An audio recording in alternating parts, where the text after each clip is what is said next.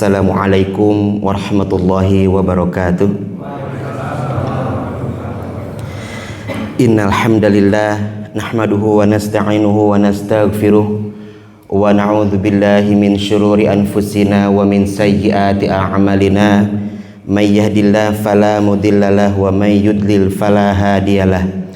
Asyhadu an la ilaha illallah wahdah la syarikalah wa asyhadu anna Muhammadan abduhu wa rasuluh alladzi la nabiyya ba'dah, amma ba'du. Bapak Ibu hadirin Masjid Al-Ikhlas di Komplek Istana Kawaluyaan, wabil khusus yang terhormat Bapak Ketua DKM Masjid Al-Ikhlas dan seluruh jamaah Masjid Al-Ikhlas ini, saya atas nama pribadi menghaturkan jazakumullah khairan katsira atas undangan yang Bapak Ibu hadirkan pada pagi saat ini, subuh saat ini. Alhamdulillah sangat bahagia bisa bersilaturahmi dengan Bapak Ibu semuanya di Masjid Al-Ikhlas Istana Kawaluyaan ini. Mudah-mudahan semuanya senantiasa dalam rahmat dan keberkahan dari Allah Subhanahu wa taala. Amin ya Allah ya rabbal alamin. Salam kenal Bapak Ibu. Mungkin di antara Bapak Ibu ada yang baru pertama kali lihat saya. Tadi agak sedikit ngebut juga di jalan karena saya dari ujung Berung, pas turun ke bawah itu sedikit ini karena ada pasar kan. Agak sedikit macet. Nah, tadi sudah konfirmasi sama Pak Haji, alhamdulillah di jalan sih itu lumayan agak sedikit ngebut, jadi mohon maaf mungkin tidak kurang satu hal lainnya. Tapi kalau Bapak Ibu misalkan lihat itu asa mirip Hedi Yunus, Ustadz Bapak ini tidak ya, jadi saya tidak ada sangkutan dengan keluarga Hedi Yunus. Alhamdulillah. Nama saya Agus Salim Hasanuddin. Bapak Ibu yang dirahmati Allah, saya tinggal di ujung Berung. Kalau asal mah dari Garut. Barangkali di antara Bapak Ibu ini ada yang dari Garut. Kenapa harus memperkenalkan diri? Karena yaitu kalau di antara ceramah ataupun apa yang saya sampaikan ada sedikit-sedikit bahasa Sunda, harap dimaklum. Karena tidak bisa meninggalkan jati diri sebagai orang Sunda yang mungkin ada sedikit ya gado-gado dengan bahasa Sunda, harap dimaklum Bapak Ibu yang dirahmati Allah. Alhamdulillah istri 3 anaknya Bapak Ibu. Namun ngalah urang anaknya 3 isinya 1, alhamdulillah ya. Jadi mohon maaf Bapak Ibu ya, ini sekedar memperkenalkan diri saja. Baik, Bapak Ibu yang dirahmati Allah, keluarga besar DKM ataupun jamaah Masjid Al-Ikhlas yang senantiasa mengharapkan ridho Allah Subhanahu wa taala. Sudah beberapa hari memang kami sering kontekan dengan Pak Haji terkait dengan materi juga. Alhamdulillah saya sudah hadirkan materinya. Tapi tidak berlebihan bila pagi ini kita memohon kepada Allah Subhanahu wa taala mengawali majelis kita yang mulia ini dengan berdoa kepada Allah untuk negeri kita, bangsa kita Indonesia yang mungkin tengah diuji oleh Allah Subhanahu wa taala, baik oleh rakyatnya, pemimpinnya, aparatnya. Kita doakan yang terbaik untuk negeri kita, untuk bangsa Indonesia yang sekarang tengah diuji oleh Allah Subhanahu wa taala. Mohon izin Bapak Ibu mengawali perjumpaan kita di pagi hari ini. Sebelum saya masuk kepada materi, mari kita menundukkan hati, lisan dan pikiran kita untuk memohon berdoa kepada Allah demi kebaikan Republik Indonesia, negeri yang kita cintai ini. Bismillahirrahmanirrahim. Allahumma shalli wa sallim ala Muhammadin wa ala alihi wa ashabihi ajmain. Allahumma inna nas'aluka ridhaka wal jannah wa na'udzubika min sakhatika wan nar. Ya Rahman ya Rahim ya Ghafur ya Allah ya Razzaq ya Aziz ya Jabbar ya Mutakabbir. Wahai Zat yang Maha Kuasa ya Allah, semoga Engkau kembalikan Indonesia dengan sebaik-baiknya ya Allah. Jadikan pemimpin kami pemimpin yang adil, rakyatnya sejahtera, negerinya makmur sentosa, gemah ripah loh jinawi, baldatun thayyibatun wa rabbun ghafur. Jauhkan negeri ini ya Allah, jauhkan Indonesia ini ya Allah dari segala macam bentuk bahaya. Dekatkan dengan kebaikan-Mu ya Allah, keluarkan keberkahan-Mu, turunkan keberkahan-Mu ya Allah untuk negeri yang tercinta ini. Amin ya Allah ya rabbal alamin. Memang di beberapa media Bapak Ibu yang dirahmati Allah, luar biasa sekali beritanya, saking ya luar biasa banyak sosial media yang mungkin akhirnya dibatasi oleh pemerintah. Oke, Bapak Ibu yang dirahmati Allah Subhanahu wa taala, keluarga besar Dewan Kemakmuran Masjid dan Jamaah Masjid Al-Ikhlas Istana Kawaluyaan, izin saya menyampaikan materi pada kesempatan pagi yang berbahagia ini, yang insya Allah materinya adalah saat malaikat mengaminkan doamu. Kenapa ini saya angkat Bapak Ibu yang dirahmati Allah? Karena ini salah satu asbab doa-doa kita diijabah oleh Allah Subhanahu wa taala. Dalam beberapa hadis, bukan hanya ini, sebenarnya ada pihak-pihak yang diijabah doanya oleh Allah Subhanahu wa taala, di antaranya pemimpin yang adil, orang yang lagi melaksanakan saum, kemudian orang yang tengah di perjalanan, dan salah satunya adalah ketika ada orang yang mendoakan sahabatnya, mendoakan saudaranya, maka itu akan diaminkan oleh malaikat, dan hal itu adalah salah satu asbab untuk mustajabnya doa kita oleh Allah Subhanahu wa taala. Maka judulnya adalah saat malaikat mengaminkan doamu. Tentu Bapak Ibu yang dirahmati Allah, ini merupakan hal gaib. Saya ingin tanya dulu Bapak Ibu, kalau gaib itu ada atau tidak ada Bapak? Gaib itu ada atau tidak ada Pak? Ada. Gaib itu ada, tapi tidak terlihat, tapi tidak terlihat, tidak terasa, tidak teraba, tidak terdengar kalau suaranya itu. Itu yang namanya gaib. Ada pertanyaan Pak, tuyul. Tuyul itu gaib bukan Pak? Halo Pak? Pak, wah ngaralamun dia. Baik, di awal lagi Pak, pengertian gaib. Bapak itu sudah benar Pak, Bapak Ibu sudah benar menjawab. Gaib itu ada, tapi tidak terlihat, tidak terasa, tidak terdengar, tidak teraba. Itu namanya gaib. Tuyul Pak, itu gaib bukan Pak? Bukan. Tuyul mah bukan gaib, karena tidak ada tuyul mah Pak. Saking tuyulnya tidak ada, maka tidak terlihat, tidak terasa, tidak teraba, tidak terdengar. Karena tuyul mah bukan gaib. Makanya Ustaz cenah tuyul bukan gaib. Iya. Emang ukuran gaib itu apa? Kan tadi jawaban Bapak Ibu sudah benar. Ada. Jadi gaib itu ada. Siapa yang mengatakan adanya itu? Kita sudah punya panduannya. Kita sudah punya sumbernya. Ialah Al-Quran dan Sunnah Nabi Muhammad SAW. Kalau Al-Quran menyebutkan hal gaib, Rasulullah menyebutkan hal gaib, hadis sahih menyebutkan hal gaib, maka itu disebutnya ada. Kalau selama Al-Quran dan hadisnya menyebutkan itu ada. Nah sekarang Bapak Ibu, di antara 6.236 ayat dan ribuan hadis yang ada, pernah nggak Bapak Ibu mendengar qala Rasulullah gitu, hadis tentang Rasulullah yang menyebutkan tentang tuyul? Ada tidak ada? Berarti tuyul teh tidak ada Pak, tuyul mah. Ya kalau bayul ada ya. Tuyul mah tidak ada. Karena tuyul tidak ada, makanya diada-adakan Pak. Disebutlah yang diada-adakan itu takhayyul namanya. Jadi takhayyul itu mengada-ada yang tidak ada. Akhirnya ya sesuai dengan yang mengada-ngada. Jadi tuyul mah ya, yang di Indonesia begitu penampakannya. Di Inggris ya beda lagi Pak, hantu teh Pak di Inggris mah. Di Afrika beda lagi, di Cina beda lagi. Karena takhoyul Pak, diada-ada sesuai yang mengada-ngada. Karena itu adalah tidak disebutkan oleh Nabi, berarti bukan gaib itu Pak. Karena tuyul itu adalah ataupun hantu itu adalah bagian daripada yang diada-adakan, makanya bebas sesuai dengan apa yang mengada-ngadakan.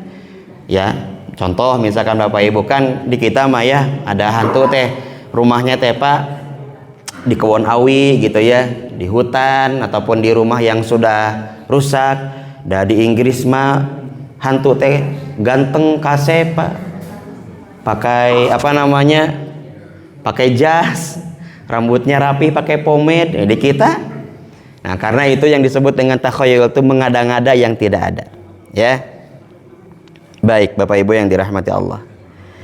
Di dalam Quran surah Al-Jin, Bapak Ibu. Ya. Di surah Al-Jin ayat 26 dan 27 Allah Subhanahu wa taala berfirman, A'udzu billahi minasy syaithanir rajim. Alimul ghaibi fala yuzhiru ala ghaibihi ahada illa man irtada min rasulin fa innahu yasluku min baini yadayhi wa min khalfihi rasada. Kan itu ayatnya, Pak. Jadi ayatnya di mana Allah Subhanahu wa taala menegaskan, baik, alimul ghaib, Allah yang maha mengetahui gaib. Fala yudhiru, ini kalimatnya di sini, fala yudhiru ala ghaibihi ahada. Kata Allah, Allah tidak akan memperlihatkan hal gaib kepada satu orang pun di antara hambanya. Tidak ada. Illa manirtado, kecuali orang yang Allah ridhoi, mir rasulin, di kalangan para rasul. Jadi hanya nabi dan rasul yang bisa mengetahui gaib. Selain rasul, selain nabi, itu tidak ada yang mengetahui gaib. Adapun hal itu mungkin bagian dari prediksi itu. Karena secara zahir jelas itu hanya rasul yang mengetahui gaibnya. Salah satu kejadian gaib itu kan banyak sekali, Bapak Ibu yang dirahmati Allah, yang dialami oleh Rasulullah Muhammad SAW ketika Rasulullah melaksanakan Isra dan Mi'raj. Bagaimana Allah menampakkan surga dan neraka. Bahkan Rasulullah saja, utusan Allah yang mulia, khatamun nabi, penutup para nabi, ditanya oleh para sahabat, ya Rasulullah, kapan kiamat terjadi? Rasul kan menjawab tidak tahu, hanya bisa menyampaikan ciri-ciri ataupun tanda-tandanya saja. Nah, sekarang ada orang yang bisa mengatakan, wah, nanti kiamat itu terjadi tanggal. Nah, itu bagaimana? Kan kita tidak percaya seperti itu, karena Nabi saja, bagaimana uswah kita, uswatun hasanah, Rasulullah Muhammad SAW tidak mengetahui kapan terjadinya kiamat. Dan kiamat itu hanya diketahui oleh Rasul oleh tanda-tandanya saja. Maka tidak ada yang bisa mengetahui hal gaib kecuali Rasul. Di antaranya adalah di sini ada malaikat yang datang mengaminkan doa daripada orang yang mendoakan sahabatnya. Karena datangnya malaikat itu bagian dari hal gaib, yang itu hanya diberitahu oleh Allah ialah Rasulullah Muhammad SAW. Hadisnya diambil dari hadis Imam Muslim. Insya Allah hadis Imam Muslim adalah hadis yang dari sisi validitas itu sahih, Bapak Ibu yang dirahmati Allah. Hadisnya adalah an Safwan wa huwa ibnu Abdillah ibni Safwan wa kanat tahtahu ad-Darda. Jadi ini adalah hadis yang diambil dari seorang Safwan. Siapa Safwan itu? Salah satu sahabat Rasulullah yang dia punya mertua namanya Abu Darda, punya ibu mertua namanya Ummu Darda. Jadi Abu Darda dan Ummu Darda, nah gitu. Nah, Safwan ini menikah dengan anaknya Abu Darda. Suatu ketika Safwan ini akan pergi haji, Bapak Ibu yang dirahmati Allah. Nah, ini nanti kita ada banyak hikmah yang bisa kita ambil. Akan pergi haji. Nah, Abu Darda dan Ummu Darda itu tinggalnya di Syam. Masih sama ya, masih di kalangan orang-orang yang dia itu pernah belajar dengan Nabi Muhammad SAW. Kata Safwan, fa'ataitu Abu Darda, aku mendatangi Abu Darda di Syam. Dia datangnya ke Syam. Fi manzilihi, di rumahnya sendiri. Nah, ternyata ketika datang ke rumahnya itu mau apa? Mau minta izin kepada Abu Darda ataupun bapak mertuanya untuk mau berangkat haji. Jadi Safwan ini mau berangkat haji, mau minta izin dulu kepada mertuanya. Ini menjadi satu hikmah Bapak Ibu yang dirahmati Allah. Di zaman Nabi orang tua mertua itu diperlakukan sama seperti orang tuanya sendiri. Jadi ketika di antara Bapak Ibu nih mau melaksanakan ibadah haji, kalau ada ayahnya masih ada, ibunya masih ada, datang. Nah, plus juga mertuanya. Jadi mertua diperlakukan sama, dihormati ya, sama dengan orang tua kandungnya. Begitu Abu Darda Sofwan memuliakannya Abu Darda. Mau datang mau minta izin. Falam ajiduhu, tapi ketika datang ke rumahnya, kata Sofwan, aku tidak berjumpa dengan ayahku, dengan Abu Darda. Nggak ada Pak Abu Dardanya di rumah itu. Tapi wawajatu Umma Darda, aku bertemu dengan ibu mertuaku namanya Ummu Darda. Faqalat, ditanya oleh ibunya. Nah, ibunya itu sudah dapat informasi. Ditanya oleh Ummu Darda, Safwan, aturidul hajjal amma? Kata Ummu Darda itu kepada Safwan, Safwan, betul kamu teh tahun ini akan melaksanakan ibadah haji? Gitu kata Ummu Darda. Maka Safwan pun menjawab, fakultu na'am, betul ibunda, saya akan melaksanakan ibadah haji. Terus dilanjutkan sama Ummu Darda. Ini yang berbicara Ummu Darda Pak. Ini yang berbicara Ummu Darda. Jadi di sini kita bisa ambil kesimpulan bahwa ibu mertua itu pun bagian daripada ibu kita ataupun orang tua kita. Tapi di sini bagaimana Ummu Darda juga memperlakukan Sofwan sebagai menantunya sendiri. Dia memberikan nasihat-nasihat seperti Ummu Darda memberikan nasihat kepada anaknya sendiri. Jadi disapanya itu sudah akrab, sudah dekat. Nah, ini sangat baik ya. Kan diantara kita mah pokoknya aku mah dekatnya dengan ibu saya aja, kalau dengan mertua mah biasa aja. Tidak. Ini menjadi contoh bahwa mertua ataupun menantu itu harus satu sama lain membangun kedekatan. Jangan sampai ada jauh-jauhan, ada jarak. Tetap saling menghormati di antara keduanya. Nah, kata Ummu Darda, faqalat, Ummu Darda berkata, Safwan, fad'ullaha lana bi khair. Ini Safwan yang berkata, Safwan, doakan mamah ya, doakan kami ya, bi khair, dengan kebaikan-kebaikan. Kemudian fa inna nabiyya sallallahu alaihi wasallam kana yaqul, karena sesungguhnya Nabi Muhammad bersabda, da'watul mar'i. Nah, ini kata ibundanya, kata Ummu Darda, da'watul mar'il muslimi li akhihi bi dhahril ghaibi mustajabatun. Doanya seorang saudara yang muslim mendoakan sahabatnya untuk saudaranya yang tidak ada gitu, bi dhahril ghaibi, yang tidak ada, mustajabatun, itu adalah mustajab. Jadi ini Ummu Darda ini bisa merekam ungkapan Rasulullah. Jadi kalau misalkan gini Bu, Ummu Darda itu adalah seorang ibu yang rajin ke pengajian. Jadi ketika Rasul ngaji ataupun menyampaikan tausiah kepada para sahabat, Ummu Darda hadir gitu. Ini pun menjadi salah satu hikmah yang bisa kita ambil. Seorang ibu-ibu ataupun ada ibu rumah tangga itu tetap harus bisa semangat dalam mencari ilmunya.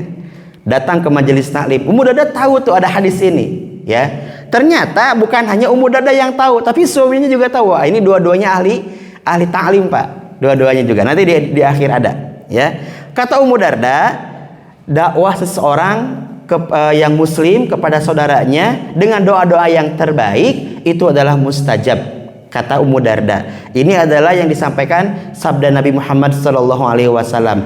Dilanjutkan oleh Ummu Darda, inda ra'sihi, kata Nabi, nanti di atas kepalanya orang yang mendoakan sahabatnya itu malakun muwakkalun, ada malaikat yang turun. Nah, disebutnya malaikat Pak. Malakun itu sebenarnya mufrad. Mufrad itu kan menunjukkan makna satu, mufrad. Jamaknya malaikatun. Kita mah sudah digebut we malaikat. Padahal yang aslinya mah malak eta teh. Malakun, satu malaikat lah. Dah ini mah biar Bapak Ibu bisa menangkap ya, faham. Muwakkalun, yang Allah tugaskan, yang Allah khususkan, kullama da'a li akhihi bi khairin. Setiap ada orang yang mendoakan sahabatnya dengan kebaikan. Qala, maka berkata. Siapa yang berkata? Al-malaku, malaikat yang khusus tadi. Dia itu berkata, amin walaka bimislin. Amin, gitu kata malaikat. Dan kau pun sama apa yang didoakan. Qala fa kharajtu ila sauqi, maka sudah beres aku menerima nasihat dari ibu mertuaku, maka Sofwan pulang. Nah, ketika pulang dia melewati pasar. Ketika di pasar, falakitu Aba Darda, aku bertemu dengan ayah mertuaku, Abu Darda. Bertemu dengan ayah mertuaku. Kemudian di pasar teh ngobrol. Gini singkatnya mah, ayah aku teh ketemu sama, tadi teh mau ke rumah tapi ayahnya nggak ada, ketemu sama ibu teh bilang begini. Maka kata Abu Darda pun begitu, doakan kami. Maka kata Nabi, nah sama seperti apa yang disampaikan oleh Ummu Darda. Dan begitupun apa yang disampaikan oleh Abu Darda kepada Safwan, sama persis dengan apa yang disampaikan oleh ibu mertuanya Ummu Darda. Apa yang bisa kita ambil pelajarannya, Bapak Ibu yang dirahmati Allah Subhanahu wa taala? Yang pertama, dalam kitab Bahrul Muhit Ats-Tsajjaj fi Syarh Shahih Imami Muslim bin Hajjaj, Ummu Darda itu siapa namanya?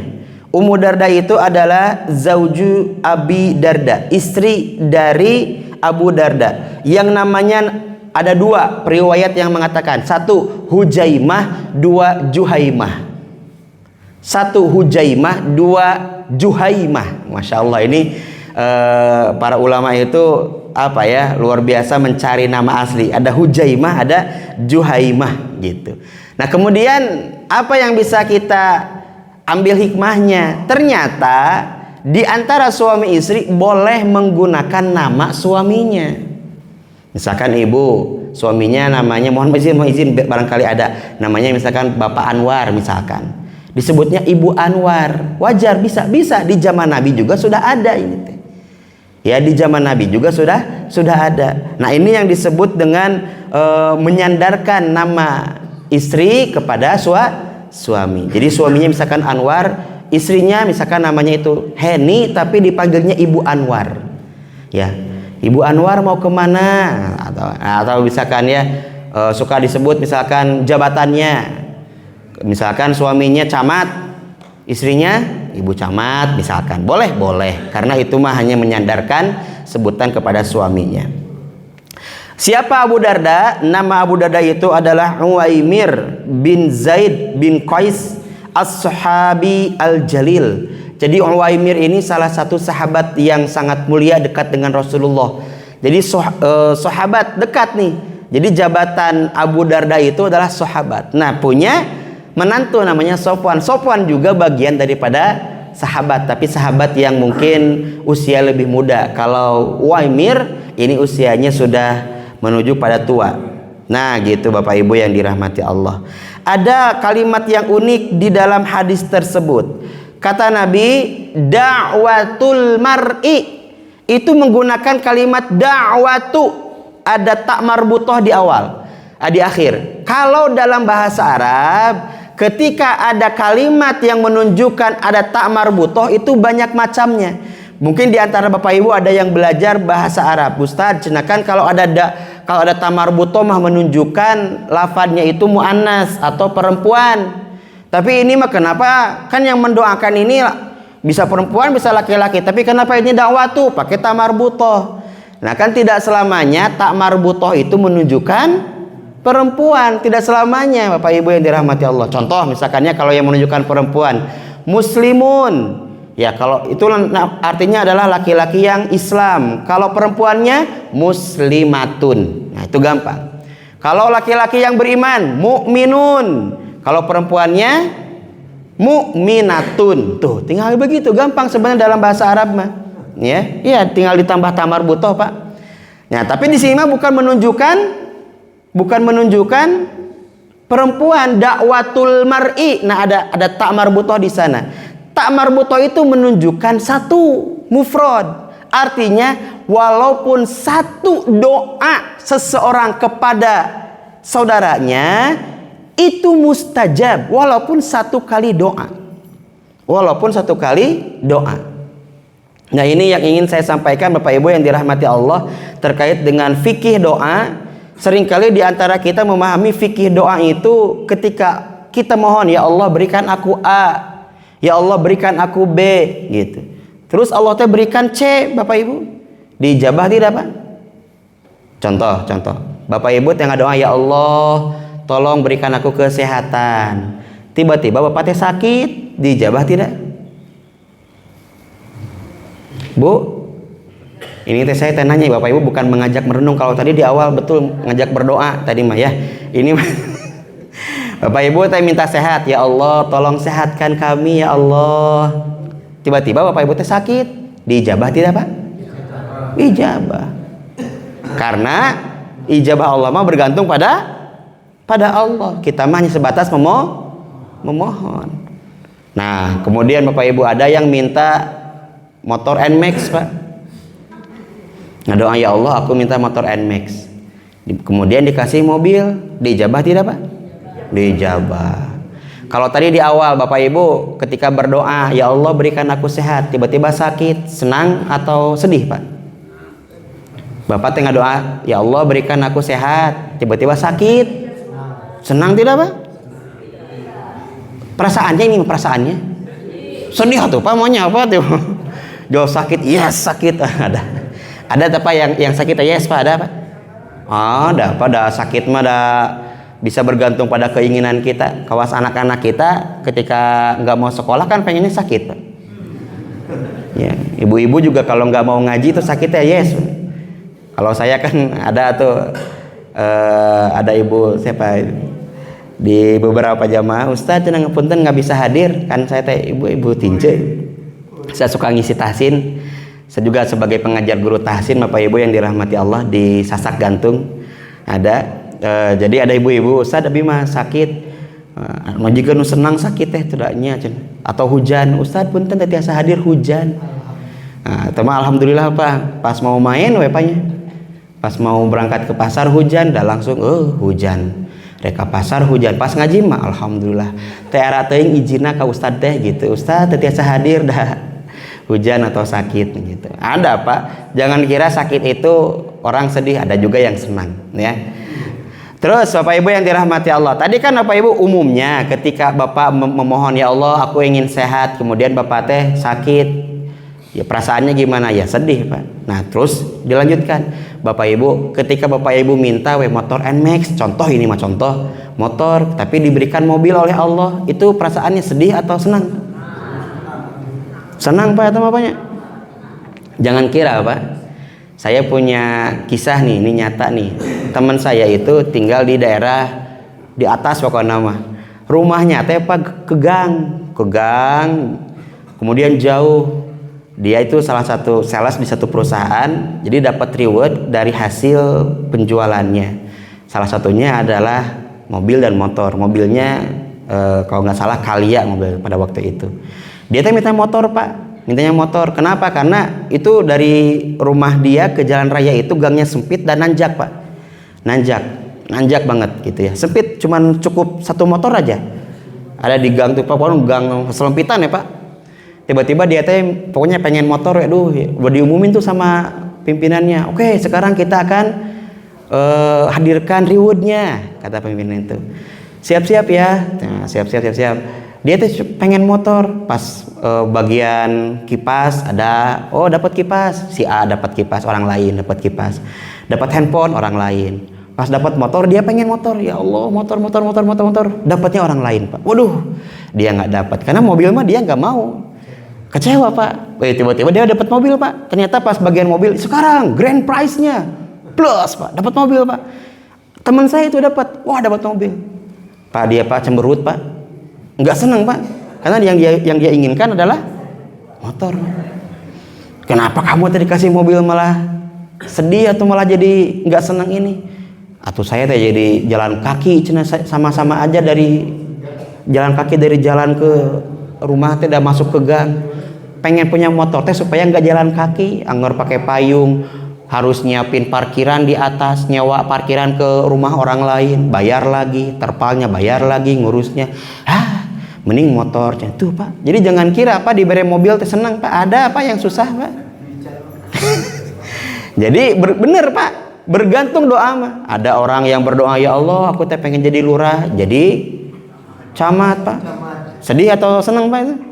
Ada yang sedih, yang jadi lurah kalah jadi camat, berat. Ada yang begitu. Ternyata ijabah Allah mah bergantung pada kekuasaan Allah Subhanahu wa taala. Lihat bagaimana seorang Nabi Musa alaihissalam diselamatkan oleh Allah ketika masih bayi oleh ibundanya. Ya Allah, selamatkan anakku. Ibunda Nabi Musa itu Yukabad kan ya. Berdoa, ya Allah selamatkan bayiku karena bayiku ini laki-laki akan dibunuhlah oleh pasukan Firaun pada waktu itu. Kalau perempuan itu selamat, anak perempuan. Kalau anak yang laki-laki itu kan dibunuh oleh pasukan Firaun. Ya Allah, tolong ya Allah. Bagaimana cara Allah mengijabah doa dari ibunda Nabi Musa ini? Kata Allah kan, hanyutkan anakmu kemana? Ke sungai. Ini di mana? Apa logikanya Pak? Di mana logikanya? Loh, kok ke sungai? Atau ke sungai apa nanti teh? Hanyut atau si petinya itu tenggelam atau terbentur dengan batu, nanti anaknya juga tenggelam. Gimana? Tapi begitulah Allah cara mengijabah doa. Terkadang di luar akal sehat kita. Begitulah Allah akan indah pada waktunya Pak. Kenapa seperti itu? Karena banyak rencana Allah yang kita nggak tahu. Subhanaka la ilma lana illa ma 'allamtana. Banyak yang kita tidak tahu dari rahasia dari Allah Subhanahu wa taala. Nah, begitupun Bapak Ibu yang dirahmati Allah, ketika dalam berdoa, doanya itu sudah serahkan kita kepada Allah. Bersabar itu bukan hanya menunggu Bapak Ibu, tapi bukti keimanan kita kepada Allah, keyakinan kita bagaimana Allah mengijabah doa-doa kita. Kita lanjutkan. Di dalam hadis da'watul mar'i, walaupun satu kali doa Bapak Ibu mendoakan sahabatnya itu mustajab, walaupun satu kali itu. Satu kali. Dan kalimatnya itu adalah da'watul mar'i li akhihi. Da'watul mar'il muslimi li akhihi bi dhahril ghaibi. Nah ini Pak Ibu. Dalam kalimatnya itu bi dhahril ghaibi. Dhahri itu artinya jelas, ghaib itu artinya tidak ada. Ini gimana maksudnya? Dhahri itu kan dalam asli bahasanya itu adalah punggung Pak. Jadi punggung itu selalu jelas terlihat. Ketika Rasulullah Shallallahu Alaihi Wasallam mau diobati oleh salah satu sahabat kakeknya, namanya Dimad. Jadi Dimad ini Pak sahabat kakeknya Abdul Muthalib, seorang tabib, seorang penyair, seorang pujangga yang sangat cerdas, pandai di masanya pada waktu itu. Bersahabat dengan kakeknya Abdul Muthalib. Kakeknya itu kan Abdul Muthalib, kakek Rasulullah itu. Mendapat berita dari orang-orang Mekah pada waktu itu bahwa cucu dari Abdul Muthalib gila. Muhammad itu gila karena mengaku sebagai nabi. Gila. Maka sahabatnya ini seorang tabib lah, seorang yang bisa mengobati yang orang yang gila ini, ODGJ ini.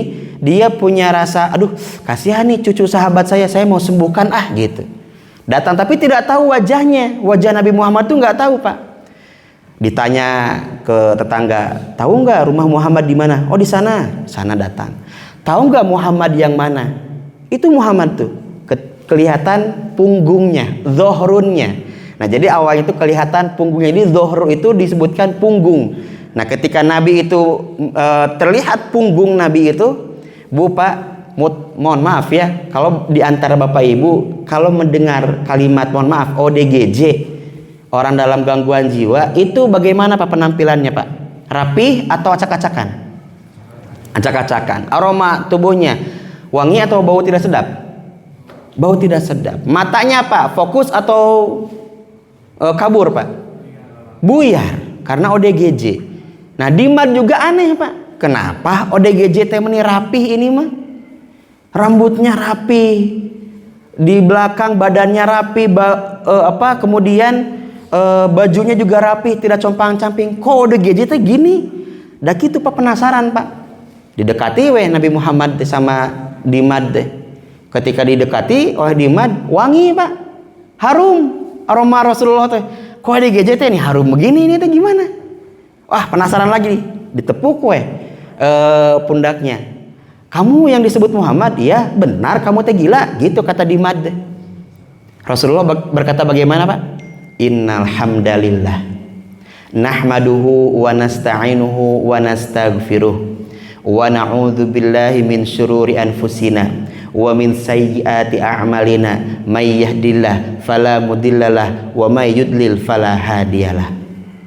Itu yang dikatakan oleh Nabi. Bapak Ibu mendengar kalimat itu suka ada di mana, Pak? Di Jumatan. Etap Dimad, Pak, ketika mendengar itu kan ahli pujangga, ahli syair, belum pernah mendengarkan kata-kata seindah yang disampaikan oleh Nabi Muhammad. Indah banget, langsung lututnya nggak kuat memegang tangan daripada Nabi Muhammad. Kemudian, aku bersaksi tiada Tuhan selain Allah, dan aku bersaksi Muhammad utusan Allah, Muhammad Rasulullah. Masuk Islam, Pak, Dimad mah karek mukodimah eta teh. Belum khutbah, tapi baru mukodimah. Kan di kita mah ya sudah sampai amin juga tetap. Nah, maksudnya Bapak Ibu yang dirahmati Allah, kalau memang benar dalam keadaan dipahami bahasanya, itu Dimad juga langsung terpukau dengan bahasa Rasulullah. Itu dari awal dohrun tuh, melihat daripada dohrunnya, punggungnya. Jadi punggung Nabi Muhammad itu terlihat jelas. Maka di sini apa? Bi dzohril ghaibi, jelas gaibnya. Maksudnya bagaimana? Ada syarah yang menjelaskan.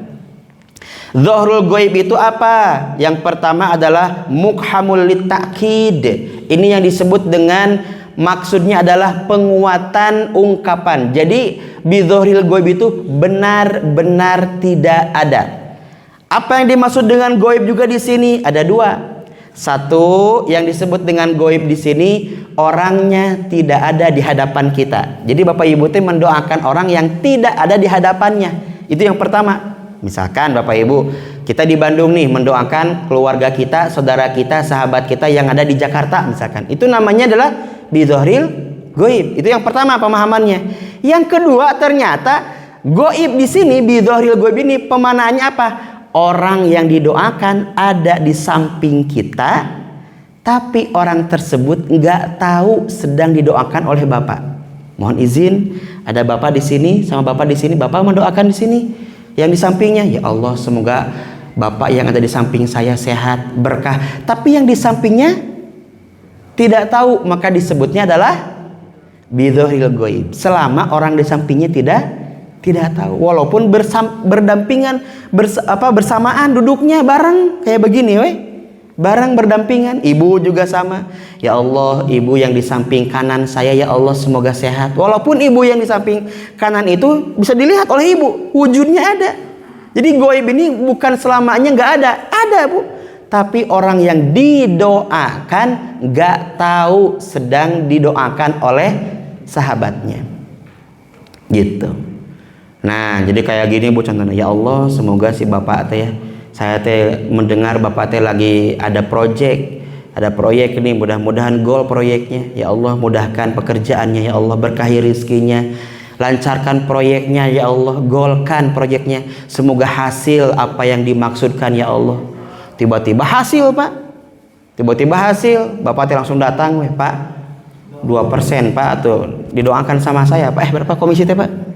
Ya 10% misalkan. Bapak teh dijabah oleh Allah teh karena ada doa saya itu teh. Wah, itu mah Pak enggak, Pak. Itu mah enggak termasuk bi dzohril ghaib, karena itu mah tidak ikhlas karena Allah, ya. Itu mah ada udang di balik batu, itu mah enggak. Nah, jadi di sini mah kalimat bi dzohril ghaib itu adalah wa in kana hadiron ma'ahu, walaupun orang tersebut datang ada di samping kita. Itu yang namanya bi dzohril ghaib. Jadi bi dzohril ghaib itu bukan hanya orang yang tidak ada di hadapan kita, tapi boleh jadi ada di samping kita, ada di hadapan kita, tapi orangnya nggak tahu sedang didoakan oleh kita. Kemudian Bapak Ibu yang dirahmati Allah Subhanahu wa taala, dalam kitab syarah Ikmalul Muallim bi Fawaidi Muslimin, yang disebut dengan orang yang bi dzohril ghaib itu adalah fi sirri wa bi ghairi hadiratihi. Jadi rahasia. Jadi artinya dalam kesendirian, nggak tahu, Pak. Walaupun di keramaian banyak orang, tapi Bapak Ibu teh mendoakan ada saudaranya, didoakan, ya Allah, si ibu itu semoga sehat, keluarganya berkah, didoakan. Nah, itu teh disebutnya juga bidzohril ghaib, tapi rahasia. Sehingga hanya orang yang mendoakan itu sama Allah yang mengetahuinya. Orang lain mah nggak tahu bahwa dia teh rajin mendoakan sahabatnya. Nah, kemudian apa yang dikatakan oleh Rasulullah? Datang malaikat yang dia itu posisinya adalah muwakkalun. Malaikat itu adalah muwakkalun yang dia itu dikhususkan. Ya. Nanti ketika datang itu, ketika kita berdoa, datang malaikat. Qala al malaku inda ra'sihi al malaku. Datang malaikat di atas kepalanya. Ada yang mengatakan langsung di atas kepalanya itu langsung ada di kepalanya, tapi itu kan perkara gaib. Tidak ada penjelasan bagaimana penjelasan malaikat itu turun, nggak ada. Itu mah perkara gaib yang dimana kita hanya berserah kepada Rasulullah dan Allah yang maha mengetahuinya. Kemudian Bapak Ibu yang dirahmati Allah, ini dia. Datang malaikat yang khusus, bukan malaikat yang umum biasa, khusus ini mah. Malaikat ini punya dua tugas ketika ada orang yang mendoakan sahabatnya. Satu, tugasnya mengaminkan. Kedua, tugasnya adalah mendoakan kembali kepada sahabatnya yang sedang mendoakan tadi dengan doa yang sama, Kemudian Bapak Ibu yang dirahmati Allah, nah di sini ada kalimat amin. Amin itu apa artinya? Artinya adalah istajib ya Allah doa hadzal da'i. Ya Allah, semoga Engkau mengijabah doa orang yang mendoakan ini. Jadi kalau kita sudah tahu hadis ini, kita sudah dijamin oleh Nabi akan ada malaikat yang mengaminkan doa kita, plus malaikat juga balik mendoakan kita. Bapak Ibu yang dirahmati Allah, malaikat itu kan makhluk yang Allah muliakan ya. Makhluk yang benar-benar mulia juga. Ketika malaikat berdoa, insya Allah itu diijabah. Bahkan lebih cepat diijabahnya. Nah, ibu-ibu yang dirahmati Allah, ketika sudah tahu hadis ini, maka seyogianya, sepantasnya kita rajin mendoakan untuk sahabat kita. Jangan hanya di masjid, di mana saja. Bahkan ponten Bapak Ibu ya, kalau di jalan mungkin di antara Bapak Ibu kalau ada orang yang nyalip motor set, kan umumnya mah kaget. Nah, kaget itu suka ada reaksi pada ya kaget itu dengan bahasa-bahasa pada umumnya bahasa yang ya kasar lah atau terbalik mana. Kalau wah jangan Pak ya. Nah ini mah kalau tahu hadis ini Pak langsung doakan Pak. Sing salamet sih ya. Nah gitu Pak. Iya Pak. Sing salamet, sing berkah gitu. Kan itu dakwatul mar'i Pak. Walaupun Bapak teh kesal gitu, tapi mendoakan yang baik-baik mustajab Pak itu teh. Kenapa Pak? Gini Pak, kita harus hadirkan rasa baik sangka, husnudzon, berbaik sangka. Nih gini Pak, saya waktu itu anak yang ketiga saya itu mau ke rumah sakit Pak. Jadi mau diperiksa lah. Macet Pak. Jadi benar-benar mau ini. Saya itu ada istri sama kakak ipar bertiga. Saya istri kakak ipar. Istri pegang anak pada waktu itu. Dulu itu apa ya penyakitnya itu? Pokoknya Pak, lahiran itu penyakitnya itu kuning apa ya istilahnya itu bilirubin Pak. Nah bilirubin itu tinggi Pak, sampai sama istrinya ditepuk-tepuk ya, anak saya yang ketiga itu nggak gerak-gerak, panik Pak. Yang namanya istri ibu Pak, ditepuk-tepuk anaknya nggak bergerak, panik. Langsung ke saya teh, cepet cina ini anak udah nggak gerak-gerak. Ya saya juga Pak sebagai yang bawa mobil panik Pak, ini rasa repetan gitu. Makanya saya dari situ Pak sadar Pak, orang-orang yang ngebut kayak gitu boleh jadi dia sedang ada urusan di keluarganya. Makanya kita doakan Pak. Misalkan ada mobil yang doakan ya Pak. Doakan, sing salamet. Semoga sampai tujuan dengan keadaan selamat. Langsung ada malaikat yang mengaminkan. Amin. Bapak sing salamet gitu Pak. Coba Bapak kalau kata-kata kasar, cilaka sih ya. Pak, gimana Pak itu? Jangan Pak ya. Nah, doa ini, hadis ini bagaimana kita punya husnudzonan, punya doa terbaik bagi orang-orang yang mungkin kita kenal atau yang tidak kita kenal. Serepet di jalan teh. Langsung, waduh, kaget kita teh, ada yang nyalip. Selamat. Tapi kita juga ya kalau dia nyerepet mah Pak, udah Pak, itu mah Kedzaliman itu mah bener Pak, jangan sampai kita maafkan we, nggak bisa Pak. Udah Pak ke Bapak teh tanggung jawab lah, paling tidak minta maaf we Pak.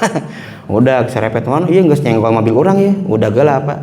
Nah, tapi bari ngadoa sih selamat gitu. Kan ini malamun ada yang ngebut, selama mobil kita itu selamat Pak, ya doakan aja yang selamat untuk saudara kita. Boleh jadi dia itu sedang ditunggu oleh keluarganya yang lain. Wallahu a'lam. Nah, gitu Bapak Ibu.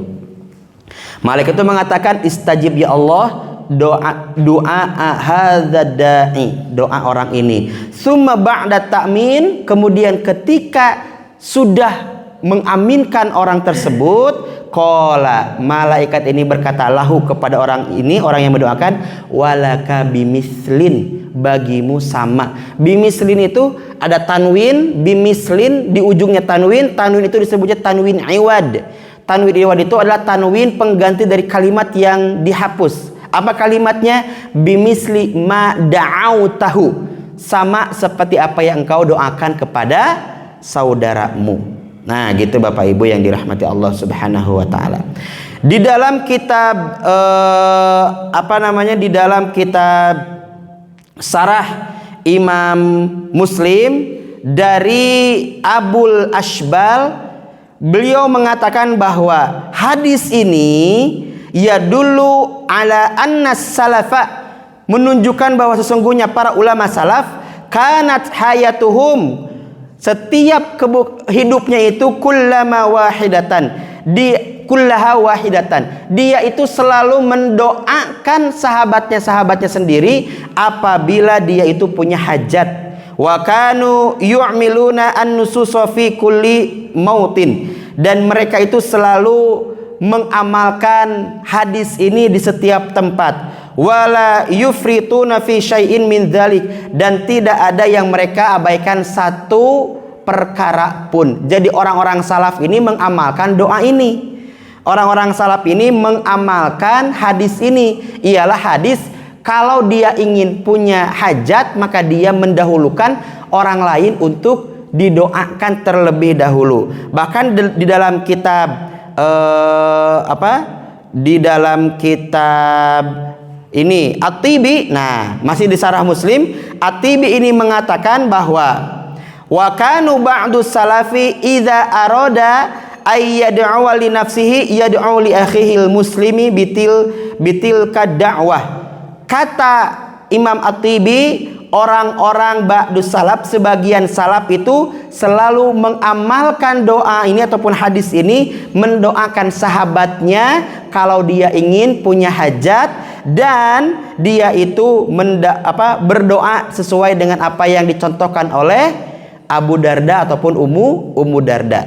Jadi dia itu kalau punya hajat, ya Allah aku pengen punya misalkan pengen punya rumah, maka dia suka mendoakan dulu sahabatnya, ya Allah aku pengen lunas hutang, dia doakan dulu sahabatnya, saudaranya, ya Allah bagi orang-orang yang punya hutang, ya Allah punya keinginan, ya Allah pengen punya rumah, semoga engkau ijabah hutangnya dilunaskan, pengen punya rumahnya diijabah oleh Allah Subhanahu wa taala. Itu bagian daripada cara orang-orang ba'du salaf, ulama salaf, kalau dia punya keinginan selalu mendoakan orang lain terlebih dahulu dengan hajatnya masing-masing.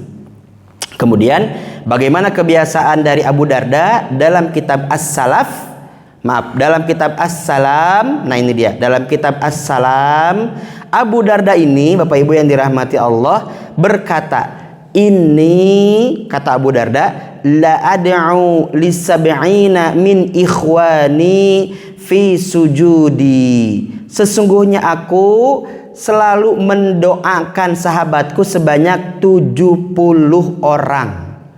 Jadi kebiasaan Abu Darda selalu mendoakan setiap hari itu 70 orang didoakan oleh Abu Darda. Di mana didoakannya Pak? Fi sujudi, di sujudnya.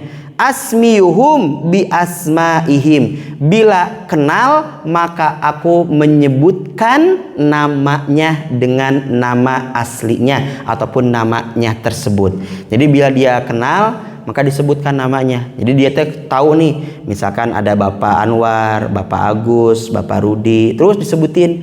Nah satu orang tuh satu doa, Ya Allah, Pak Agus mudah-mudahan sehat, pindah ke Pak Rudi mudah-mudahan misalkan anaknya, keluarganya sakinah mawadah warahmah gitu. Pindah lagi ke Pak Herman misalkan, ya Allah mudah-mudahan Pak Herman senantiasa dalam keberkahanmu. Pindah lagi kepada sahabatnya mungkin yang tengah sakit, ya Allah sehatkan, sembuhkan sakitnya.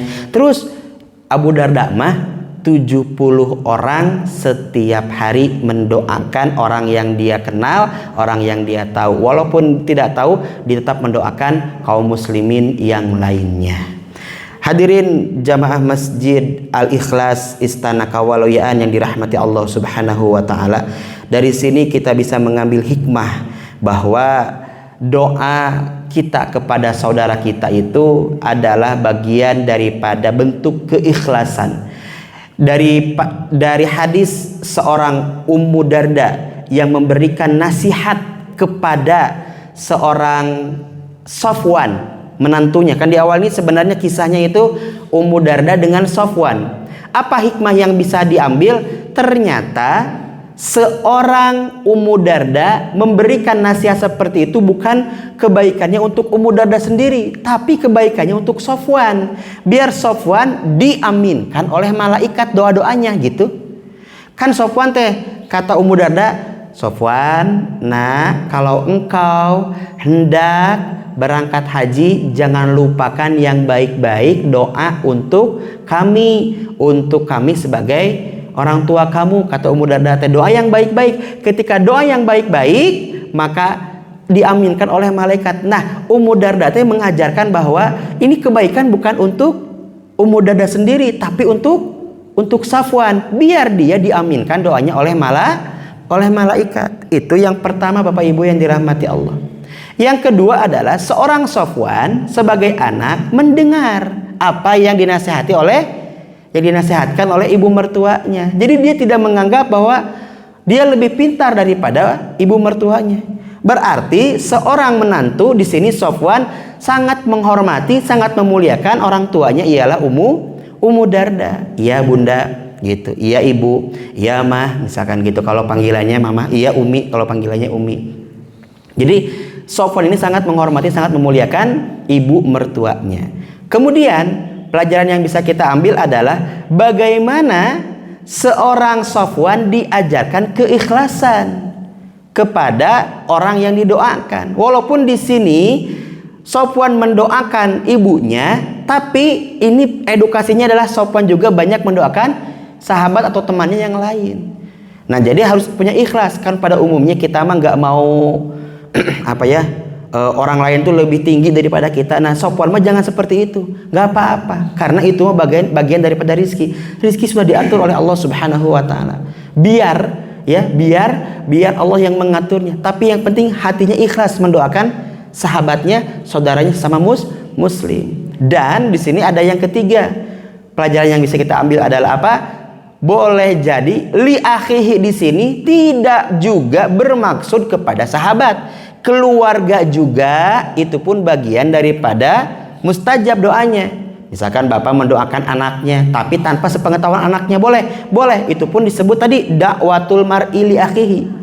Bapak mendoakan istrinya boleh gitu. Bapak bahkan dalam riwayat yang lain boleh nggak mendoakan orang yang tidak tahu? Boleh, Pak. Seperti tadi contoh yang saya sampaikan, ketika kita di jalan ada orang yang nyalip, tiba-tiba kita kaget, langsung kita doakan dengan spontan kita doa gitu ya, langsung semoga selamat.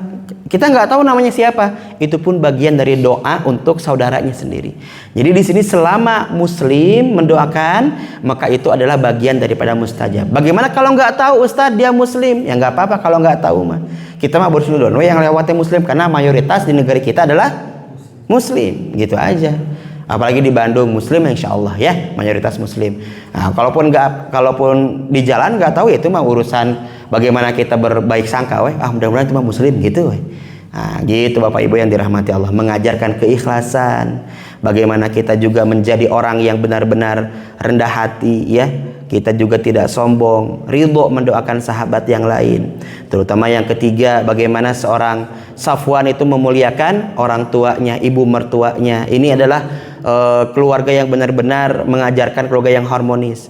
Kemudian yang keempat, bagaimana kita pun bisa mendoakan baik yang dikenal maupun yang tidak dikenal, baik keluarga sendiri ataupun bukan keluarga sendiri. Bapak mendoakan istri boleh selama tidak tahu, itu pun termasuk dakwatul mar'ili bidhahril ghaib, kepada anaknya sama bidhahril ghaib, yang nggak kenal pun sama, di masjid Al-Ikhlas, jamaah masjid Al-Ikhlas boleh Pak, itu pun bagian daripada bidhahril ghaib selama tidak diketahui. Kemudian yang terakhir, Bapak Ibu yang dirahmati Allah, hikmah yang bisa kita ambil adalah bagaimana kita memanfaatkan setiap aspek yang Rasulullah sampaikan tentang gaib ini, itu adalah bukti bahwa adanya keimanan yang sangat luar biasa. Jadi berbanding lurus dengan keimanan kita, doa kepada orang lain itu. Jadi ketika iman kita sangat baik, maka insya Allah rajin mendoakan sahabat-sahabat kita. Nah kalau kita jarang mendoakan sahabat yang lain, ada apa nih dengan keimanan kita?